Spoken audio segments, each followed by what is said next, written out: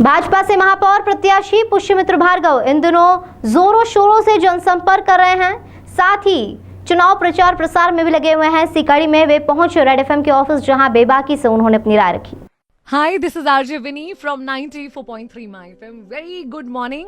और मौसम अच्छा है, सुबह सुहानी है और हमारे साथ हमारे खास मेहमान स्टूडियो में पुष्यमित्र भार्गव जी, जो हमारे शहर के मेयर प्रत्याशी हैं भाजपा से। और आप देख सकते होंगे चेहरे पर मुझे थकान साफ नजर आ रही है, क्योंकि दिन रात लोगों से मिलना, और मुझे तो लगता है अपने आप में बहुत एक्साइटिंग भी होता है लेकिन बहुत डिफिकल्ट भी होता है, जितना कि भैया को हम देख रहे हैं और सुन रहे हैं। भैया, बहुत सारे लोग जो हैं, बहुत सारे वीडियोज में मैंने आपके बारे में देखे जिनका कैप्शन था, जिनकी हेडिंग थी कौन है पुष्यमित्र। तो क्यों ना हम आज आपसे जाने कि कौन है पुष्यमित्र, आपके बारे में थोड़ा सा बताते हुए शुरुआत करते हैं। पुष्यमित्र इंदौर के मोहल्ले से निकला हुआ एक लड़का है। धार रोड पे जो गडरिया मोहल्ला है, वहीं मेरी शिक्षा हुई। क्लास 1 से लेकर 6 तक मैंने वैष्णव स्कूल में पढ़ाई की। 6 से लेकर 12th तक गुरु हरकिशन पब्लिक स्कूल में पढ़ाई की।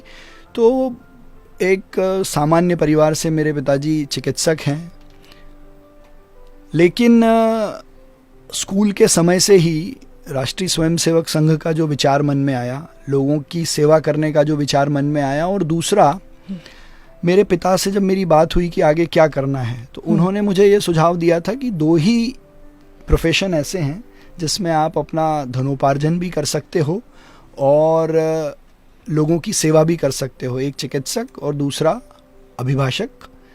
तो मुझे लगा घर में पहले ही इतने डॉक्टर हैं, दादाजी डॉक्टर, पिताजी डॉक्टर, फिर किसी एक को बनना था तो छोटा भाई भी डॉक्टर बना।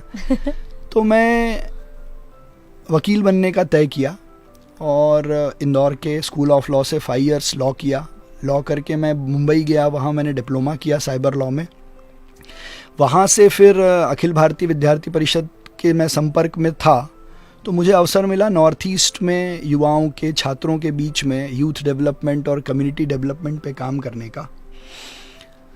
वहाँ से आने के बाद मैंने वकालत का व्यवसाय शुरू किया, LLM किया, MPhil किया, और उसी के साथ समाज में सेवा के कई सारे प्रकल्प शुरू किए, जैसे कैरियर काउंसलिंग है, फ्री लीगल एड है।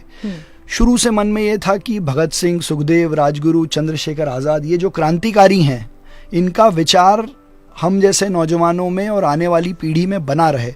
इसलिए हमने आज से 18 साल पहले भगत सिंह के शहादत के दिन यात्रा शुरू की थी, जो हर साल 23 मार्च को हम लोग निकालते हैं। शहर के युवा उस दिन जाकर इनकी शहादत को नमन करते हैं। तो युवाओं में देशभक्ति का भाव रहे, जिन लोगों ने अपना सर्वस्व देश के लिए न्यौछावर किया है, उनको हम स्मरण करके उनके विचार की शक्ति लेते रहें, क्योंकि भगत सिंह को 23 साल की उम्र में फांसी हो गई थी। क्या बात है, क्या बात है। आपसे एक और मेरा इंटरव्यू जो पुराना हुआ था, जिसमें मुझे आपकी और मेरी बातचीत याद आती है कि आपने वकालत को सिर्फ एक पेशे की तरह नहीं, बल्कि बहुत सारे, आपने बताया कि जिन लोगों के पास पैसे नहीं है किस तरह से उन्हें भी कानूनी मदद मिल सकती है, और ये सब कुछ भी आपने शुरू किया था। तो एज एन एडवोकेट जो आपकी जर्नी रही, उसके बारे में हमें बताइए। फॉर्मर हाई कोर्ट जज पीयूष माथुर जी का सानिध्य मुझे मिला। उनसे वकालत के गुर तो मैंने सीखे ही, लेकिन वो स्वयं भी बहुत सेवाभावी है। समाज के कई वर्गों के लिए वो हमेशा खड़े रहते हैं।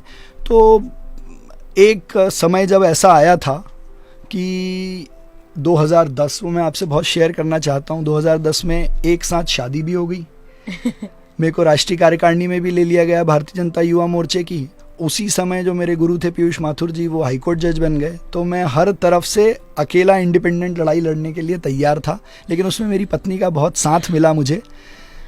और उसी समय फिर हमने एक अभियान ये भी शुरू किया था वकालत में कि जिनको ज़रूरत है उनका मुकदमा हम फ्री लड़ेंगे, जिनके लिए आवश्यकता है उनकी जनहित में याचिकाएं लगाएंगे। तो हमने प्रत्यक्ष प्रणाली से चुनाव हो, इसकी जनहित याचिका लगाई। IIT में जो करप्शन था, मिसमैनेजमेंट था, उसको चैलेंज करते हुए कई सारी लड़ाई लड़ी। कई लोग जो जेलों में बंद थे, मैं एक उदाहरण देना चाहता हूँ कि मेरी श्रीमती, मेरी वाइफ भी LLM जब कर रही थी, तो वो लीगल एड और जेल विजिट पे गई। तो वहाँ कई लोग ऐसे मिले जिनके पास वकील नहीं थे, इसलिए वो छूट नहीं पा रहे थे। तो वो एक लिस्ट बना के लाई। फिर हम दोनों ने उन सबको अपने अलग अलग तरीके से केसेस उनके फाइल किए और उनकी ज़मानत कराई। क्या बात है। तो ऐसे कई सारे अवसर आए जिसमें हमको इस प्रोफेशन के माध्यम से समाज की सेवा करने का मौका मिला। एक सरकारी वकील रहते हुए मैं सबसे कम उम्र का उप महाधिवक्ता बना 2015 में। 2020 में मैं अतिरिक्त महाधिवक्ता बना।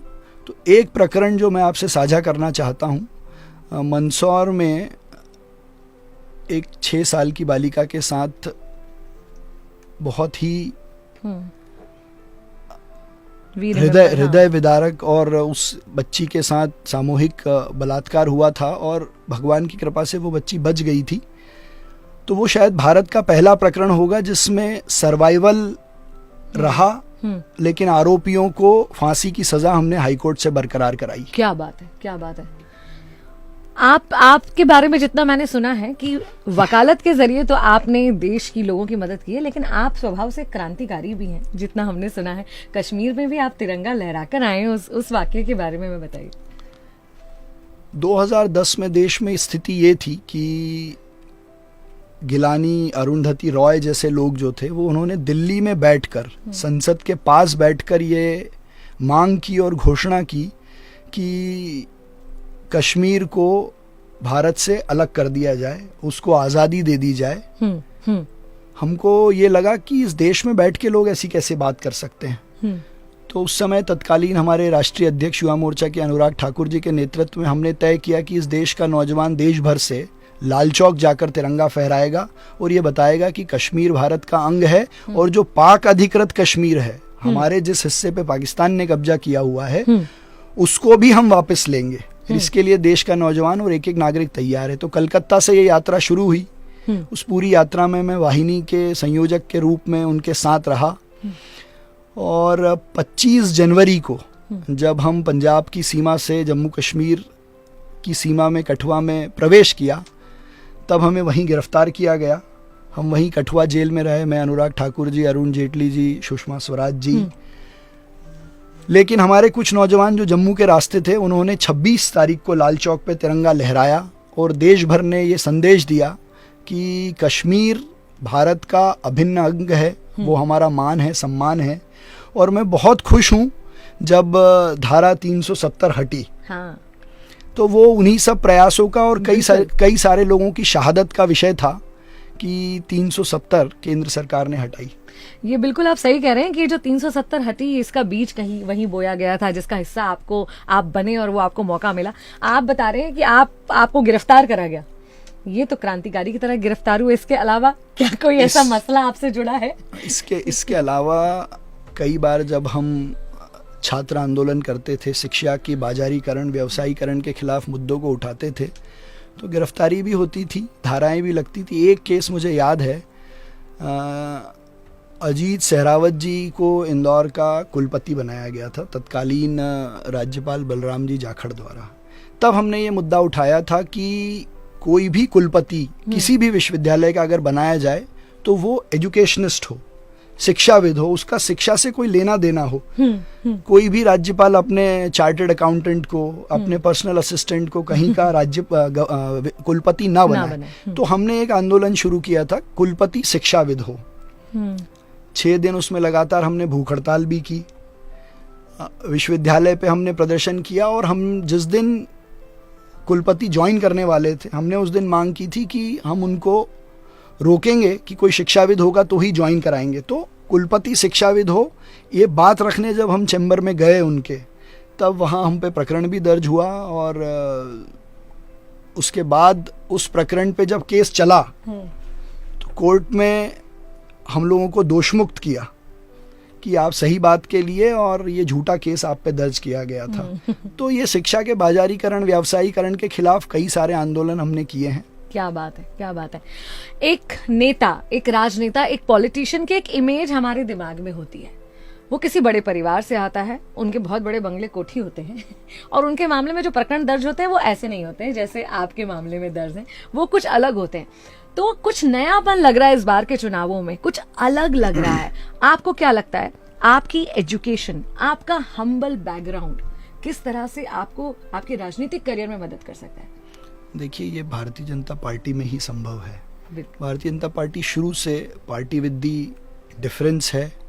चाल, चरित्र और चेहरे की बात करने वाली पार्टी है। यही पार्टी है जो नए लोगों को नया काम करने का अवसर देती है। दूसरा ये है कि समाज में हमेशा ये बात होती रहती है कि प्रबुद्ध जन और वो सब लोग राजनीति में आएंगे तो राजनीति ठीक होगी। बाहर खड़े होकर अगर इसकी बात की जाएगी तो वो झूठी बात है। तो उसी लाइन से भारतीय जनता पार्टी ने मेरे अलावा भी कई सारे लोगों को कई बार अवसर दिए हैं। तो आज भी अच्छे लोग राजनीति में आए और सुचिता के साथ, निष्पक्षता के साथ, उसी का ये रिजल्ट है कि भारतीय जनता पार्टी ने नए लोगों को नया काम करने का अवसर दिया है। ना मेरा कोई लीगल का बैकग्राउंड था, ना कोई पॉलिटिकल बैकग्राउंड था, लेकिन संगठन की पाठशाला ने मुझे सारे गुण सिखाए हैं। क्या बात है, क्या बात है। और अब आपके ये गुण, जैसे कि आपने बताया, आप बहुत कम उम्र में अतिरिक्त महाधिवक्ता भी बने और हम सबको लग रहा है कि सबसे कम उम्र के महापौर भी आप बनने वाले हैं। ऐसे में जब आपका महापौर की तरह करियर इंदौर जैसे शहर के साथ शुरू होगा तो आपने क्या सोच रखा है शहर के बारे में? देखिए, बहुत सारी बात हो सकती है, लेकिन चूंकि बहुत कम शब्दों में अगर कहना है तो इंदौर कल क्या था ये सब लोग जानते हैं। इंदौर आज क्या है ये सब लोग देख रहे हैं। अब कल क्या होगा इसी बात का चुनाव हमको करना है। ये चुनाव ही इंदौर के कल का चुनाव है। तो बहुत कम शब्दों में अगर कहें तो आज हम क्लीन सिटी हैं। हाँ। अब हम जल्दी से ग्रीन सिटी बन जाएं, इस शहर के आसपास हरियाली की चादर हो।